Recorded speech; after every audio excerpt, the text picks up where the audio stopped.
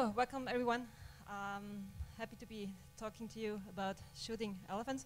I will be talking about some very specific malware samples. So I didn't really hurt any elephants in the making of this presentation. As Thomas already introduced myself, my name is Marian. I work for a Californian security startup named SyScan'15, and today I will be your big game hunter. So I was out for hunting animals, more specifically hunting cartoons, which are actually pieces of malware belong to a very specific family. I will be introducing this family today in detail and give you a clue of where that family came from and what the purpose of this family was. So let me tell you, yes, I've been working now for about 2 years as a malware analyst, and you get to hear all sorts of crap about malware analysts, which is like, yeah, you're documenting other people's work. You're actually more of a sports commentator, lining out what other people had in innovation. So just recently I came up with a new definition for my job, which is this. I'm digging around in other people's underwear. This is about, it becomes more true the more interesting the malware is, because the more interesting the malware is, the less the actual authors or owners of the malware are excited about other people digging around in their binaries. So I've been digging around in a lot of binaries. All of them together belong to what I call the cartoon malware family.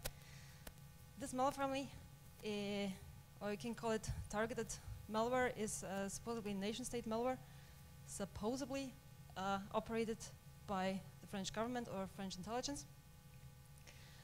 And I will be telling you about the different actors that we found in this cartoon malware. So here's my sketchy try of putting together an overview.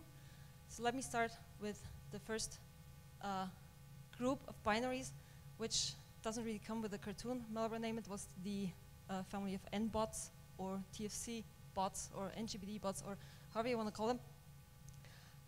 This was a group not absolutely exciting of denial of service bots, which share a lot of code among themselves and are supposed to download and execute other binaries. So what we call malicious downloaders. Not really exciting, but based on the findings about these malware binaries, I kept on digging and digging and eventually found something presented itself as bunny. Researching on, I found more malware which presented itself as babar, which are the elephants that I'm going to be focusing on today. And eventually, in this research, we found more malware presenting itself as Casper, the friendly ghost. So these are the actors I'm going to be talking about today. And interestingly, just recently, we discovered one more actor presenting itself as Dino. So we have all these cartoons together, which is why we named them cartoon malware family. As I may have mentioned, the first family was supposed to be denial of service bots or malicious downloaders. Based on strings found in the binaries, we can assume that these binaries were supposed to download plugins and execute other binaries or said plugins in their context. The second actor, Bunny, is a bot which incorporates a Lua interpreter. I'm going to be talking about this shortly. It was distributed in 2011 through a PDF zero-day. Babar Superstar is the shining star in this military. It's probably the oldest malware in this family. It was supposedly developed through 2009 or 2010, and is an espionage tool which can spy on probably about anything on the computer. And the last actor is Casper, which is probably the youngest malware in this family, which was discovered in 2014 because it was distributed through a watering hole on the website of the Syrian Ministry of Justice. So on the bottom you can see the timeline, and on the left I didn't put any measurement, but this the height in which the actors are located on this map indicates the complexity of the found malware. Anyway, let's start over. So the first family I mentioned was TFC or NBOT of TFC or NGBD. We can't really tell because this strain of malware, as far as we can tell, based on the same source code and has been extended over time or changed over time. So one binary which I looked at particularly was a denial of service bot, incorporating the strings you can see here on this beautiful IDA-Pro screenshot on the right side, which didn't do anything more than performing denial of service attacks. I promise you, I turned this binary inside out. It can only perform these attacks and download and execute other binaries, but I didn't find any way of it to exfiltrate data about the actually infected machine.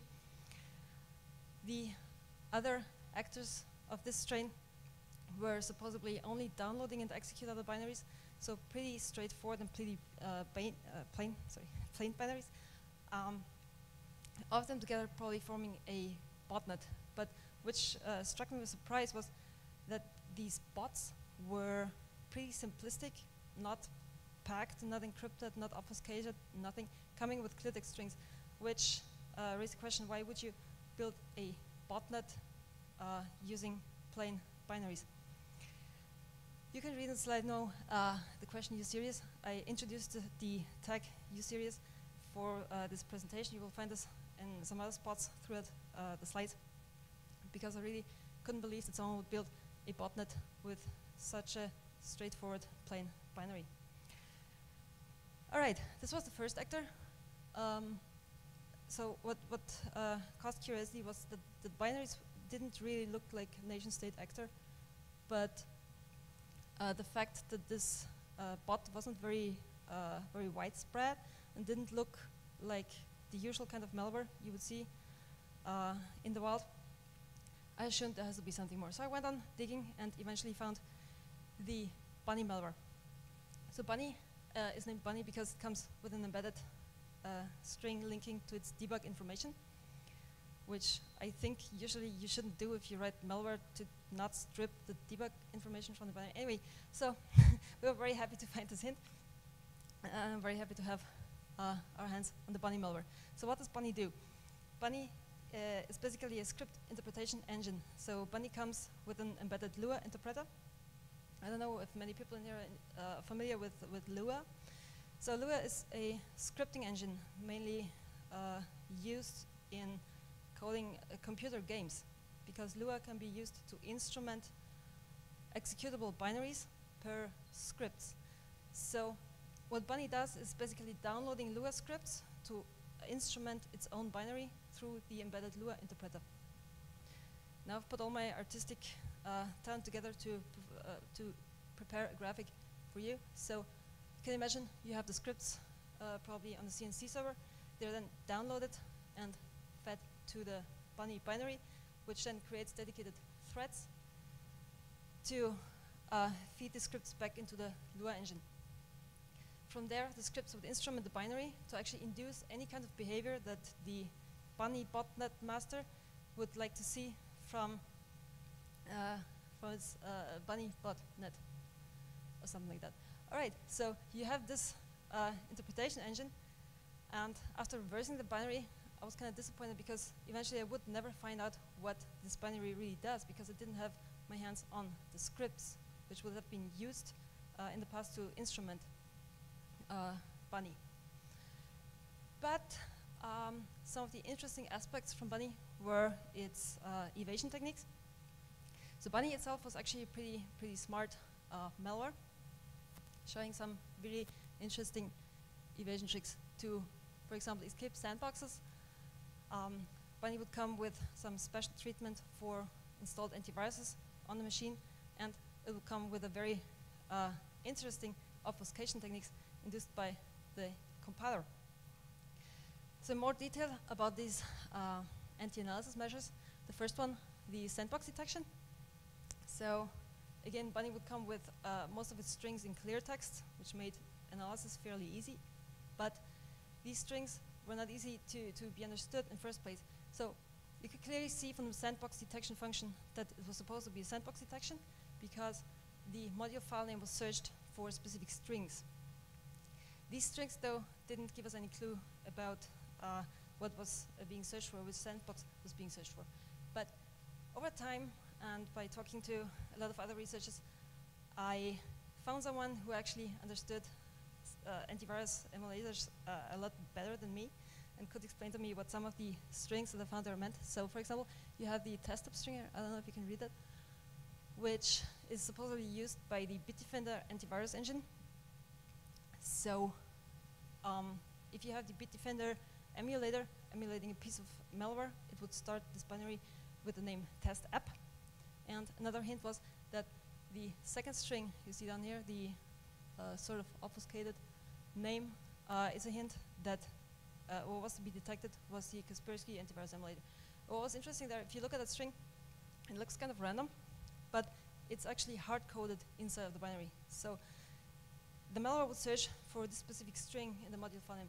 So what another researcher, his name is Alexei, pointed out to me is that Kaspersky, or the antivirus engine, actually creates a random file name to execute the binary within the emulator. And he did a task for me to create some of these names, which you can read here on the slide, if you can read that, fairly random executable names. So I was struck again with a serious moment, because if you look at these names, they're randomly generated, while this string within the binary here is hard-coded. So I'm not actually sure if the people writing this piece of malware were actually having their hands on the Kaspersky emulator or not. It is a trick to detect this emulator, but if it's a trick to detect the Kaspersky emulator, it will highly likely fail in practice, because it's a randomly generated string. I was very amused. Anyway, so the next trick was the antivirus strategy generation. So what Bunny would do is request the installed antivirus product from the registry, from the Windows management instrumentation, to find out which antivirus would be installed, and then decide on an infection strategy based on which antivirus was installed in the system. So Bunny would know very well if there was an antivirus and which antivirus, and then decide if it would either inject its malicious payload into an already running SVC host process, or generate a new process and inject the payload there. Honestly, I've never seen that in any other malware which I reversed, which is fairly interesting. And also interesting was to see that this trick is actually present in the Bunny malware, in the Bavaro malware, and also in the Casper malware, but over time evolved. So Bunny had a fairly simple check for this, but especially when you look at the Casper malware, you'll find a very detailed strategy the malware creates for avoiding to be detected by antivirus engines.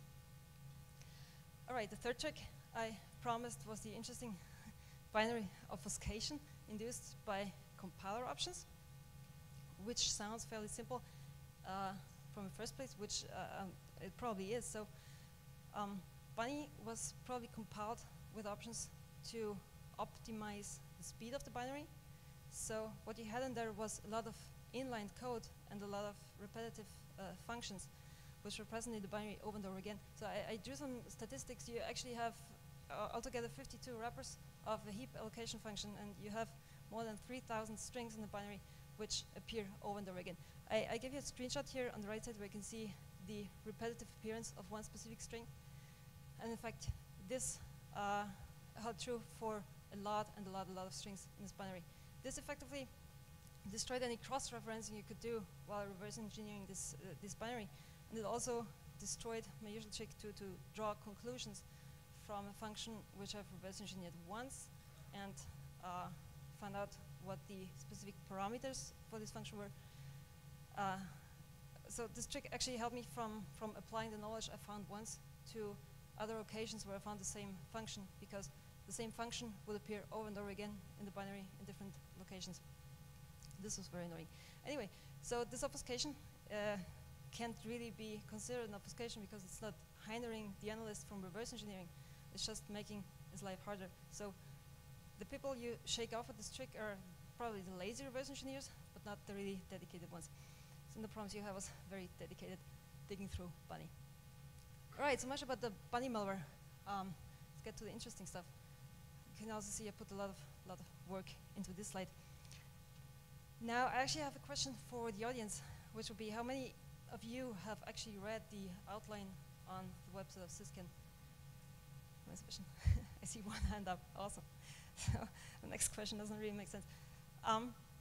In this outline, I embedded a quote from a book, namely 50 Shades of Grey, because today I'm going to be speaking about 50 Shades of Grey. I don't know how many people have heard of 50 Shades of Grey. Anyway, here's my interpretation of 50 Shades of Grey. As I promised, I'm going to be speaking about elephants. So the shining star from the menagerie of cartoon malware was Babar. Needless to say, it is a fully blown espionage Trojan, which is set on the system to spy on pretty much anything that is on there. Yeah, I used to call Babar my pet because it's something like a persistent elephant threat. So what Babar does is he locks keystrokes, he steals file names, he steals data from the clipboard of the machine. He can record sound streams coming in through the microphone produced by soft phones. He can probably steal a lot of more stuff, which I didn't list on the slide. So you can see it's set out to do espionage on specific targets, rather than do espionage or how would you call it, spying on a big mass of people.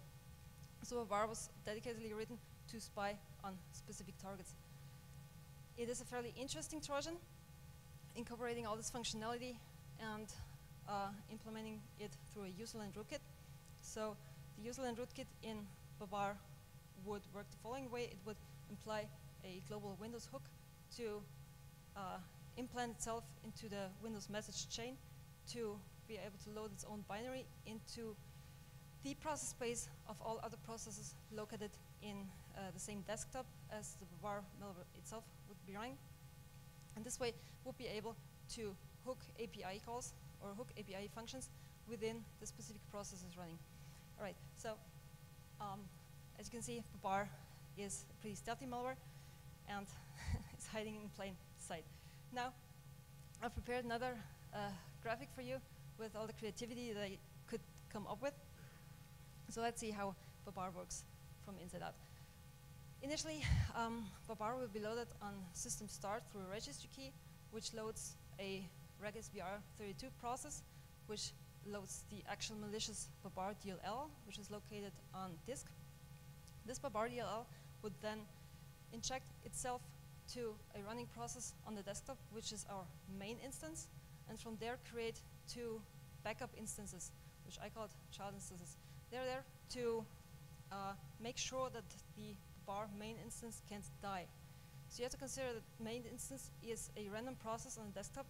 If it dies, one of the child processes will take over as the main instance, and the new third child instance will be created. So this way, Babar makes sure to always stay within the context of a running process on the desktop, and from there do most of its malicious activity. So Babar has sort of instance local spying activity and spying activity located in remote processes. Instance local, it would run a userland keylogger. It would steal data from the clipboard. It would steal information about which processes are running and which processes have open desktop windows, and store all this information on a local dump file. And same will be happening with information that Babar is stealing from remote processes. So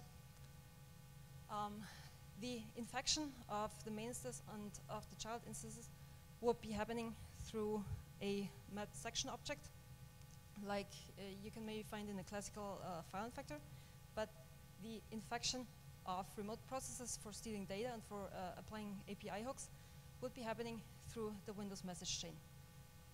So what Babar is actually doing is applying a global Windows hook to load its own binary into the process space of all other processes in the same desktop as Babar is running in. This way, it can intercept window messages for the keyboard and for the message queue, which effectively captures everything, captures all the interaction a user has with a specific application. So Babar would have its own binary in this message chain, and in there it could apply hooks, API hooks.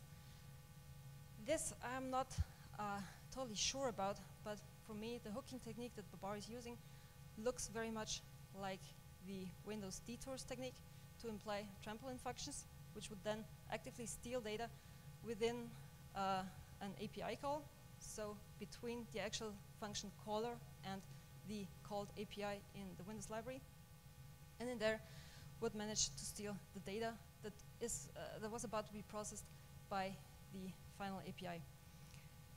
So, having a closer look at this, yeah, we found a root kitty. I was very, very happy to actually find such technique in my Babar malware. Anyway, so what I found in there was, as I mentioned, the detour hooking technique, as I think, which looks as followed. Usually you have a application which is calling an API, which is directly accessing the according Windows library. And with this hooking technique, Babar would manage to hook himself between the caller and the called function and steal data through a trampoline function. This would be performed for, right, here we have the mentioned hook. This would be performed for 3 different sets of functions, which would be functions according to internet communication, functions used in file creation and file processing, and functions used for audio streams. So this way, Babar would steal data from Microsoft Office applications, from commonly known soft phones, and from web browsers. Right, so all this information would be collected from running processes on a local desktop and be dumped through the main instance to a file on the file system. Communication is performed through Windows pipes, through named pipes, more specifically, and this way the entire stolen data is leaving the system very silently, being dumped to this file, being exfiltrated through the main instance also to the CNC server. These trampoline functions were fairly easy to spot because they look, as you can see, outlined on this screenshot. So here you can see the detours routine, which would modify the process running in memory. So this is the remote process that is modified to actually imply, implicitly call the trampoline function, which would perform the data stealing. So here you can see the installation of a trampoline function for WSA receive in memory of a running process to actively steal data from this API while possessed. All right, so much about the rootkit. Interesting on Babar was that you could actually spot in there that a lot of code that this malware would use, or a lot of sources that would have been used in that malware, stemmed from resources available online. So the code itself, or the binary itself, was sophisticated from the point of view of its architecture, but not from its coding. So what I found researching the code of Babar was that a lot of techniques it used were actually pretty much one-to-one copied or taken from online resources. As you can see here, I decompiled one example, which is the keylogger module using the raw input module from Windows, where you can see it's exactly the same code as was documented in a article on, I think, Code Project. So this code was probably not developed by the original authors, but used in somewhere else. And I found another thing which is interesting in there, that Babar used a audio codec from the open core architecture. So based on strings found in the binary, I could link the source code used in the binary to a repository of the open core EMR codec. And this can also be found on the code project website. So altogether, I have at least these two cases where code project sources were used, or I assume, otherwise I could assume that people from code project copied their source from some other examples. And a lot of other source code used within these mentioned binaries looks very much like copied from somewhere else. So this is declare stolen goods. All right, the last actor in our cartoon malware is Casper. As I mentioned, we also reverse engineered Casper and didn't find so much new in there. Casper is a reconnaissance malware, which also implies the mentioned AV strategies, so it will also request the installed antivirus and decide on further actions and how to infect the system and how to intrude the system. And as I mentioned before, Casper was found in Syria. So altogether, we had all these binaries reversed and more or less knew what they were doing, and still had the problem. We couldn't quite explain where they came from or if they were actually related or not. So talking about these binaries, I got a lot of questions on why I was so sure that they were all coming from the same author, whether they were all related and following the same interest.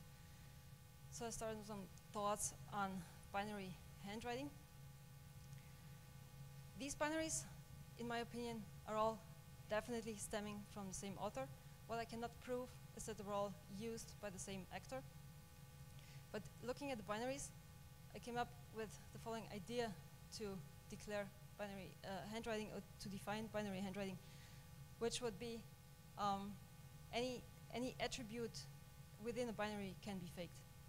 Anything which helps you link one binary to another binary or link one binary to a specific actor can be faked, so you can't rely on this. The trick to still be using it would be to search so many attributes within the binary that it's impossible to fake them all. Now this is a line that you can barely cross, so there's no number of attributes which cannot be faked anymore. But the target is, or the objective is, to find enough to be considerably sure that they are probably not all faked.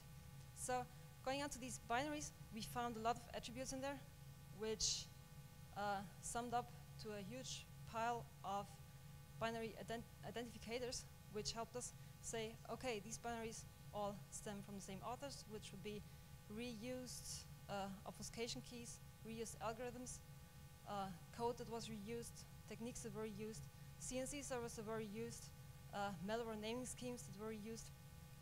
So all of these different attributes from different domains helped us linking them all together. What we cannot do, what probably no one can ever do, is we cannot attribute these binaries to a specific actor. Now, I came here to deliberately not speak about malware attribution, but I will give you some hints on who we think wrote these binaries or used them in the end of the presentation. Now, let me come to the funny part, to the bugs that we found in these binaries, or I'm actually not sure if all of the tweaks we found are bugs or features. But I figured some strange things are going on in these binaries. Most of all, I was struck by the typos, which I found in the string constants of the binary, which are pretty impressive. And one specifically interesting case of a typo in the binary, which was very, very badly placed, you can see on the upper right corner, where you can see the string like SyScan'15 auto-negotiate, and you can see the C in there, which shouldn't be there, right? There should be a T. So I was reverse engineering Bunny. This comes from the Bunny malware, and seeing the malware interacting with the registry and creating or modifying keys in there under local machine software, Microsoft IPsec. And I started to investigate on how IPsec could be like modified through the registry and why the malware would be interested in IPsec. And while investigating this, I collected all of the strings and saw there was a typo in the name of the specific value which was being set. And looking at this value, I figured this can never work. Like, if you have this binary running and want to modify some setting in IPsec, you should at least get the value names right.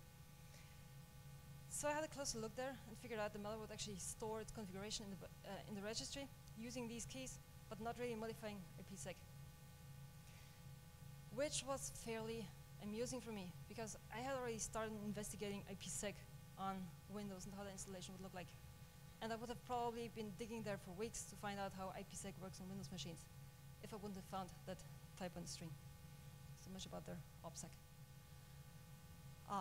There was more that was strange within these binaries, especially if you're thinking about professional malware. So most of the binaries we investigated were using a proxy bypass technique by querying the proxy settings from the machine, especially focusing on Internet Explorer and Mozilla Firefox, but leaving out Chrome. So I figured I'd place a hint here on the authors if they want to add Chrome maybe to their proxy bypass technique. Would be very useful in future binaries. Another tweak that I realized was some problem with the stealth of this kind of malware, because especially talking about Babar is loaded through a regSVR process, I told you in the beginning, and then disappears into memory, does its rootkit magic. It's not there anymore, but what remains there is the process which actually loaded the DLL from the beginning. So Babar, after starting, would be active happily as a rootkit, but leave the regSVR process running in memory. Some other tweaks.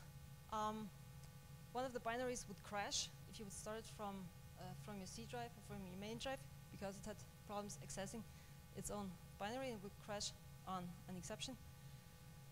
And the last thing, I'm not sure if it's a bug or a feature, but one of the binaries, I think it was Bunny, right, would successfully infect the machine, drop its binary, create a registry key to have its binary loaded on the next system boot, but actually forget to delete the dropper while waiting for the next reboot. So I'm not sure if the binary was actually trying to bypass sandboxes by waiting for a reboot to actually become active, where it would not make sense to not delete the dropper, or if the dropper actively forgot to invoke its payload. Either way, something went wrong on this kind of implementation. All right, and another question that I got very much is how complex is this malware, or how would you compare it to a nation-state malware that has already been seen? So I came up with the Stuxnet-O-meter, where you can see our binaries compared to the Stuxnet-O-meter as mentioned here. So I created this, this is the Stuxnet-O-meter, and you can see these 3 dots here, which indicate that Stuxnet is like incredibly complex compared to any other malware, and started outlining our cartoon malware on this Stuxnet-O-meter, and found that NBOT is like somewhere almost obscenely low on the scale. All right, coming up with the others, TFC is a bit more of complex. Then you have the Bunny malware, which is again a bit more of complex, because you have the Lua interpreter in there and need to come up with a bit more innovations and more ideas to actually implement this kind of malware. Then you have Babar, which is our userland rootkit. So there was certainly some kind of development. You needed a skilled team of developers to implement this kind of bot. And in the end, we have the Casper malware, which is somewhere close to the TFC malware in downloading and executing plugins and other binaries, adding a reconnaissance capability and more outlined antivirus strategies. Altogether, though, a friend of mine summed it up in a very funny quote, as I thought, which will be, to people who ask me to compare the complexity of Regan and Babar, keep in mind that the Peugeot is not for the day-to-day life. Which probably meets our findings on the cartoon malware very well. It's not highly complex malware, but it was certainly very successful over many, many years, and was undetected or unreported for about since 2010. All right, so much about the complexity. Now let me end this talk with a note about attribution. Attribution is hard. I know this. A lot of other people know this too. Some French news magazine still has problems with their attribution challenges. So you might have heard that me and some fellow researchers, we published reports on the malware that I was just talking about. If you're interested in the technical details, I wrote a very detailed paper about Bunny, another one about Babar, and a friend of mine wrote a detailed analysis of the Casper malware. You will not find very much about the attribution of spellware from our side, but be sure that there's other articles out there discussing where this malware came from. Anyway, so about the attribution, this piece came from a French magazine, a French news magazine, writing about our findings. And if you don't understand French, he has written the Australian researcher Marion Marshallek. I have to tell you, yeah. With all the sympathy I had for Australia, I'm from Austria. Anyway. Sorry about that. Yeah, we don't have kangaroos in Austria. Anyway, a bit more on the attribution. So let me state the facts. There were slides which originated from Canadian intelligence, actually attributing the cartoon malwares to the French Foreign Intelligence Service. So the Canadian Communications Security Establishment Canada attributed the malware to DGSE, General Directorate of Security something. Excellent security, thank you. So they blame the DGSE. I actually support this theory, this attribution. I think they're right, but if you want, more. Right, the victims were mainly located in Iran. We can be quite sure that Iranian targets were the main victims or the most favorite victims of this attack. But interestingly, we also found victims in Syria, of course, because Casper was distributed there, but also in Canada and in Norway. I'm not really sure why people will be spying on Norway, and I'm less sure why people will be spying on Canada. Anyway, if you want to know more about the political implications of our cartoon malware, there was a very interesting article written by a researcher named Matt Swish, who had a closer look at the cyber warfare tale around nuclear matters and why France and other nation states would be interested in targets in Iran. Anyway, let me close this talk and the attribution with another idea of a potential actor behind this malware. So last year in November, I was in Romania hunting animals again and eventually found a bear. A beheaded one, you can see it there, ending up in my cup. And another befriended researcher helped me linking the bear to a group in China, naming it Milk Froth Panda. So thanks to Hubler for this. I was laughing my head off. Anyway, so if you really want attribution, Milk Froth Panda will always be your best friend. So if you search for a nation-state actor, always keep the pandas in mind. That said, I want to say my warmest thank you to a lot of researchers who helped me on analyzing this malware and doing the background research. You guys rock. And for those who are more interested in the background stories, here's a collection of links on the reports and on news articles and whatnot on the cartoon malware. And for those who want to get their hands dirty themselves, here's some hashes of malware where you can check if I said my story today correctly. So thank you all for your attention. And if you have any questions, you can ask me, I don't know, or outside at the bar. Thank you. Anyone? Questions? So were these, basically when these binaries were discovered, was the infrastructure sinkhole at all by any chance, or? Oh yeah. So, yeah, there's another side to the story. Let me think back about the timeline. So, the first bots that we looked at, the denial of service bots, they were active in around 2010, 2011, and actually in 2012, security company Kaspersky started sinkholing these CNC domains. So security researchers were already on these trains in 2012, but I have my doubts that they knew about the implications of the malware. So I doubt that people in 2012 sinkholing these domains already knew that this malware was something more than a denial of service botnet. But yes, domains have been sinkholed for TFC and NBOT. They have been sinkholed for the bunny malware. And I'm not certain now if they've also been sinkholed for Babar. I don't think so.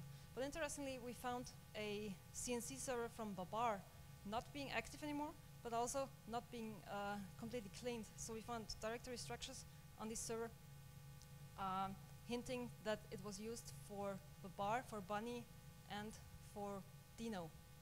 So we found these directories on there, which also helped us linking the binaries together. So apparently the actors were reusing their CNC servers for different strains, for different malwares. Thank you.